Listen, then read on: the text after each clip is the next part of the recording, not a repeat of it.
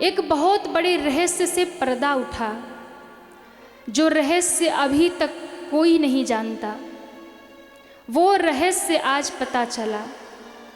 जैसे ही वृंदावन आते हैं, कृष्ण और बलराम दोनों दौड़े हैं अक्रूर जी की ओर। काका श्री आ गए, काका श्री आ गए, हृदय से लग गए। संध्या का समय भगवान गैया चरा के लौटे थे। गैयाओं को गौशाले में खूंटे से बांध रहे थे, बलराम दूध निकाल रहे थे। उसी समय कहा, काका श्री आना कैसे हुआ?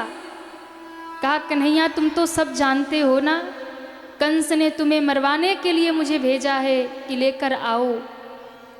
कृष्ण ने तुरंत अक्रूर जी के मुख पे हाथ रख दिया और कहा, काका श्री ये बात मुझसे कह दी अच्छी बात है, पर मैया यशोदा और नंद बाबा के सामने मत कहना। क्यों? ये बात मैं जानता हूँ कि कंस मुझे क्यों बुला रहा है, लेकिन ये बात अगर यशोदा मैया को पता चली ना तो मेरी यशोदा मैया मर जाएगी, मुझे गोकुल कभी जाने नहीं देगी।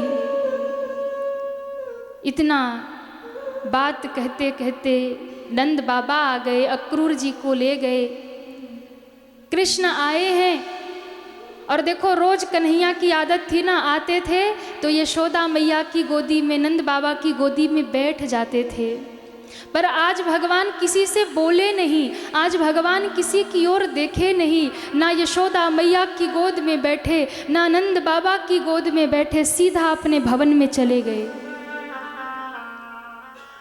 सीधा अपने भवन में। बड़ा अटपटा लगा नंद बाबा को, मैया यशोदा को। अरे आज कन्हैया हमारी गोद में क्यों नहीं आया? कृष्ण जानते हैं कल मैं चला जाऊंगा तो मेरे बिना इनकी हालत क्या होगी। ये तो मैया यशोदा ही समझेगी, ये तो बाबा ही समझेंगे, और कौन समझेगा। आज जब मैया को पता चलेगा मैं इनका बेटा नहीं हूं। रात्रि हो गई, मैया यशोदा ने भोजन लगाया है, सब बैठे थे, चर्चा हो रही थी। बाबा ने पूछा, कैसे आना हुआ अक्रूर? कहा, आया नहीं हूँ, भेजा गया हूँ। कंस ने भेजा है, कृष्ण और बलराम को बुलाया है धनुष यज्ञ का मेला देखने। यशोदा मैया रसोई में बैठी सुन रही थी, वहीं से आवाज लगाई, नाना मैं तो अपने लाला को ना जाने दूंगी। अरे उस कंस का हमें क्या भरोसा, नहीं भेजूंगी अपने लाला को। कहा, भाभी जी भेजना तो पड़ेगा, भेजना पड़ेगा। क्या माँ बाप की आज्ञा के बिना ले जाओगे? अक्रूर जी के मुख से निकल गया, मैं इनके माँ बाप से पूछ कर आया हूँ। माँ बाप से पूछ कर आया हूँ, कहना क्या चाहते हो? तब आज उस रहस्य से पर्दा उठा, जो रहस्य अब तक नंद बाबा नहीं जानते, यशोदा मैया नहीं जानती। कहा, भाभी जी धैर्य से सुनिएगा। नंद बाबा को कहा, धैर्य से सुनिए। क्या? जिस कृष्ण को तुम अपना बेटा कहते हो ना, वास्तव में वो तुम्हारा बेटा नहीं है, मेरा बेटा नहीं है। किसका बेटा है? कहा, वो देवकी और वसुदेव का बेटा है। ज्यों इतना शब्द सुना, नंद बाबा क्रोध में उठकर खड़े हो गए। यशोदा मैया मूर्छित होकर धरती पे गिर गई। कृष्ण दौड़े, मैया मैया मैया कहकर मैया को उठा लिया।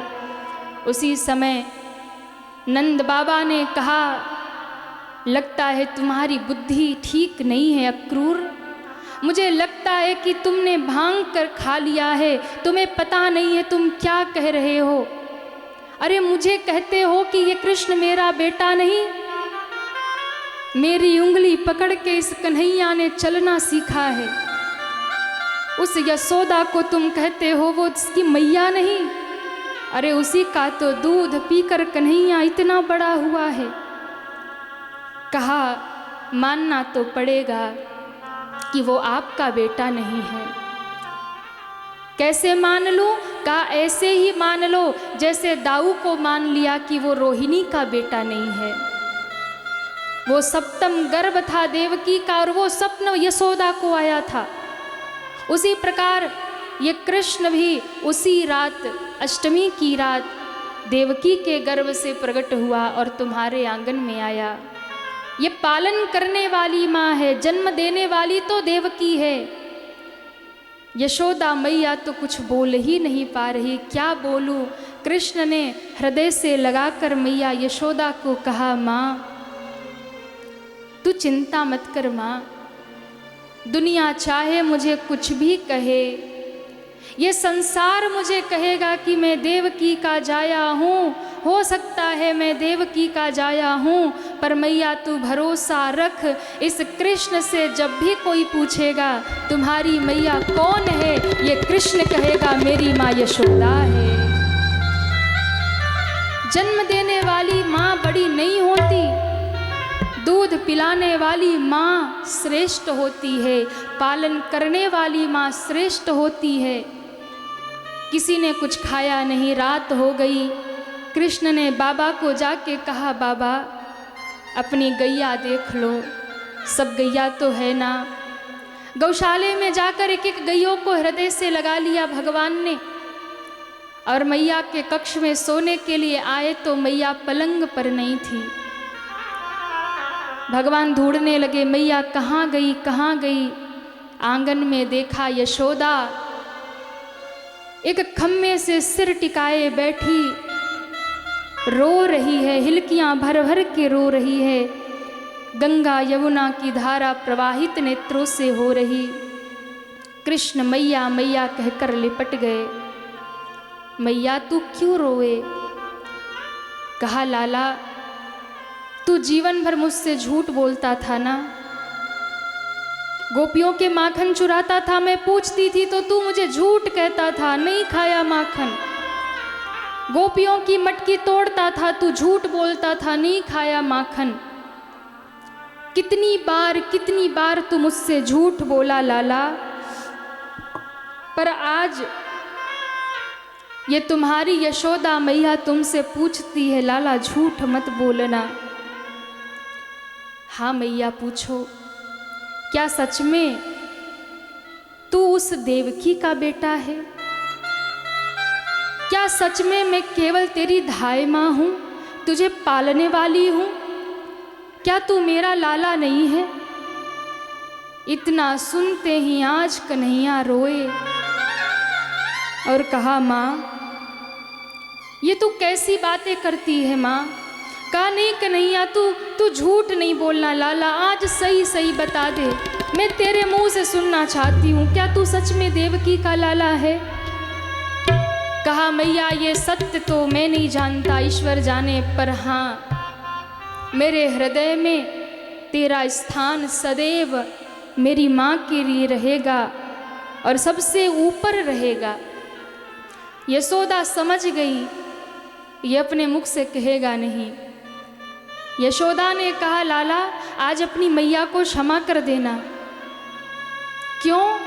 मैंने तुझे उखल से बांधा, मैंने तेरे ऊपर डंडे उठाए।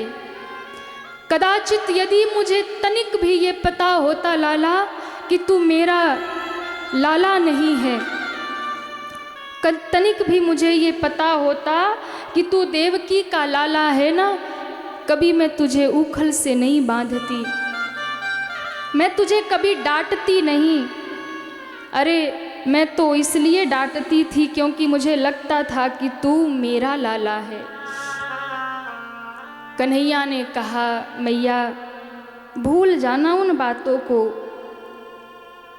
और तूने यदि मुझे डांटा है, उखल से बांधा है तो अच्छा ही तो किया, माँ का तो अधिकार होता है। माँ ने कहा, कभी देवकी से इस बात को मत कहना, वो क्या सोचेगी। यशोदा कितनी निष्ठुर है, मेरे लाला को उखल से बांधती थी। कभी इस बात को देवकी से मत कहना, मैं तो तुम्हारी धाय माँ हूँ। रोते रोते बातें करते करते भोर हो गई। गोपियाँ द्वार पे खड़ी हो गई। ब्रज में एक ही शोर है, कृष्ण जा रहे कृष्ण जा रहे। कोई अक्रूर नाम का व्यक्ति आया, कन्हैया को लेके जा रहा। और महाराज उसी समय मैया यशोदा ने कृष्ण को तैयार किया, पीतांबर पहनाई, मोर मुकुट पहनाया, काली कांबर बांधी माखन और बेजर की रोटी सामने रखकर माँ यशोदा ने कहा, लाला खा ले। कृष्ण एकदम रोकर मैया से लिपट गए, माँ आज आखिरी बार अपने हाथ से खिला दे मैया, न जाने तेरे हाथ से अब माखन खाने को कब मिलेगा। मैया रो पड़ी, अरे कान्हा आज खिला दूंगी, कल से कौन खिलाएगा तुझे। कहा, मैया तू चिंता मत कर, मैं परसों लौट के आ जाऊंगा। गौशाले में गौएं रो रही हैं, गोपियां रो रही, भगवान एक एक गऊ को जाके हृदय से लगाते हैं। गौएं रंभाने लगी, अपने आंखों से अश्रुधारा बहाने लगी और मानो मूक भाषा में कहती है, हे गोविंद, हे कृष्ण, क्या तुम सच में हमें छोड़कर चले जाओगे? क्या तुम्हें हमारी याद नहीं आएगी? अरे तुम्हें देख कर तो हम जीते थे। गोपियां कहने लगी, क्या सच में तुम हमें छोड़कर चले जाओगे? अरे जब छोड़कर ही जाना था, इतना नेह क्यों लगाया? भगवान सबको समझाकर रथ पे बैठे, अक्रूर जी रथ लेकर जाने लगे, गोपियां पीछे पीछे जाने लगी। यशोदा जी दौड़ी, मेरा कन्हैया जा रहा, मेरा लाला जा रहा, मैं कैसे जीवित रहूंगी? रथ के सामने लेट गई। अरे अक्रूर, उतार दे रथ का पहिया मेरे गर्दन से, मैं अपने लाला के संग जाऊंगी। कृष्ण रथ से उतरे हैं, माँ को समझाए, माँ चिंता मत कर, परसों आऊंगा। कह करके भगवान चले गए। कहा तो था परसों आऊंगा, परसों आऊंगा, बरसों बीत गए और कन्हैया ऐसा कर्तव्य पथ पर आगे बढ़े कि लौट कर कभी अवसर ही नहीं मिला गोपियों के पास आने का, यशोदा माँ के पास आने का। ऐसा कर्तव्य पथ पर एक दिन भी भगवान को फुर्सत नहीं मिला महाराज। जितने समय जितना आनंद किया भगवान वृंदावन में भगवान ने किया। वृंदावन से जाने के बाद तो कभी यहाँ युद्ध करना है, कभी वहाँ युद्ध करना है, कभी किसी राक्षस को मार रहे, कभी महाभारत करवाया, कभी गीता सुनाया, कभी पांडवों की रक्षा की, कभी दंतवक्र का उद्धार किया, कभी शिशुपाल का उद्धार किया। सृष्टि के भार को उतारते उतारते मेरे भगवान इस धरा को छोड़कर चले गए। उन्हें अवसर ही नहीं मिला कि वो लौट कर गोपियों के पास आए। श्री राधा जी से विदा लिया। सब गोपियाँ कहती हैं, कन्हैया जा तो रहे हो पर हमें भूलना मत। और हाँ, एक बात ध्यान रखना, जो प्रेम हम ब्रजवासियों ने तुम्हें दिया है ना, दुनिया में तुम्हें कोई और नहीं दे सकता। कृष्ण को यदि प्रेम जब प्राप्त करना होगा ना, तो वृंदावन इन गोपियों की गोद में ही आना पड़ेगा। जा रहे हो तो जाओ, ये ब्रज छोड़ कर सबका मन तोड़ कर। प्रेम ब्रज सा कन्हैया नहीं पाओगे, नहीं पाओगे।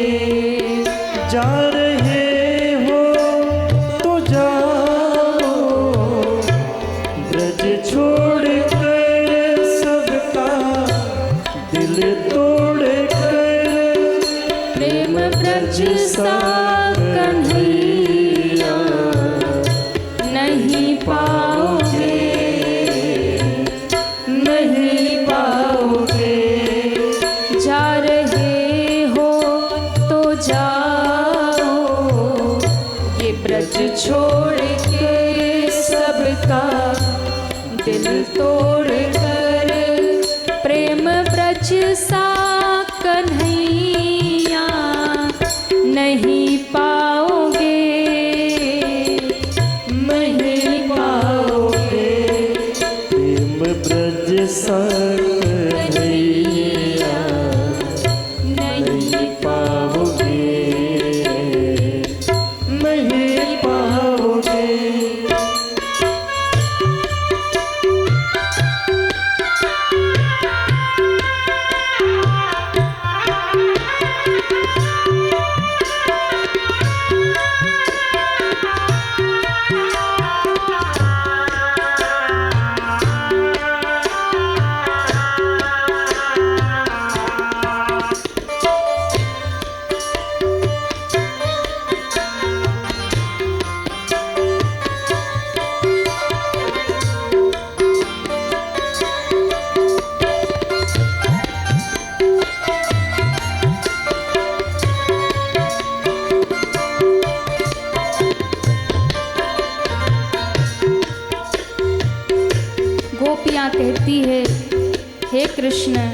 ये ग्वाल बाल गोपियाँ गौएं, ये माखन चुराना, ये मुरली बजाना, कहाँ तक हम कहें? क्या तुम्हें ये सब मिलेगा कहीं और? क्या इसकी तुम्हें याद नहीं आएगी? ये ग्वालों के घर में आना तेरा, आना तेरा, घर के छीके से माखन चुराना तेरा, घर के छीके से माखन चुराना तेरा, स्वाद माखन का जैसा ब्रज में मिला, ब्रज में मिला, ऐसा माखन कन्हैया नहीं पाओगे, नहीं पाओगे। प्रेम ब्रज सा कन्हैया नहीं पाओगे, नहीं पाओगे। जा रहे हो तो जाओ, ये ब्रज छोड़ कर सबका दिल तोड़ कर, प्रेम ब्रज सा कन्हैया नहीं पाओगे, नहीं पाओगे। प्रेम ब्रज सा कन्हैया नहीं पाओगे, नहीं पाओगे। प्रेम ब्रज सा कन्हैया नहीं पाओगे, नहीं पाओगे, नहीं पाओगे, नहीं पाओगे। भगवान वृंदावन की सीमा से बाहर चले गए, गोपियाँ खड़ी रह गई। कृष्ण का विरह लेकर पूरा जीवन गोपियों ने बिता दिया। अब भगवान पहुंच गए मथुरा में। जो भगवान मथुरा में पहुंचे, सभी थोड़ा शांति बनाएंगे। बोल भागवत महापुराण की जय हो। भगवान मथुरा में आते हैं और मथुरा में भगवान का खूब स्वागत हुआ। सब ग्वाल बाल के संग भगवान घूम रहे हैं और उसी समय मथुरा में भक्तों पर भगवान ने कृपा करना शुरू किया। भगवान ने सबसे पहले तो एक धोबी का उद्धार किया, उसके बाद में भगवान ने एक दर्जी पर कृपा की, सुदामा नाम के माली पर कृपा किया और फिर भगवान ने कुब्जा पर कृपा किया। जो 3 जगह से टेढ़ी कुब्जा थी उसने भगवान को चंदन लगाया, भगवान ने उसे सुंदरी बना दिया। इसके बाद में भगवान ने यज्ञशाला का निरीक्षण किया और जहाँ धनुष रखा था भगवान वहाँ पहुँच गए। सैनिकों से कहा जरा हम ट्राई कर ले धनुष। सैनिक हंसने लगे, बोले अरे ये शंकर जी का धनुष है महाराज,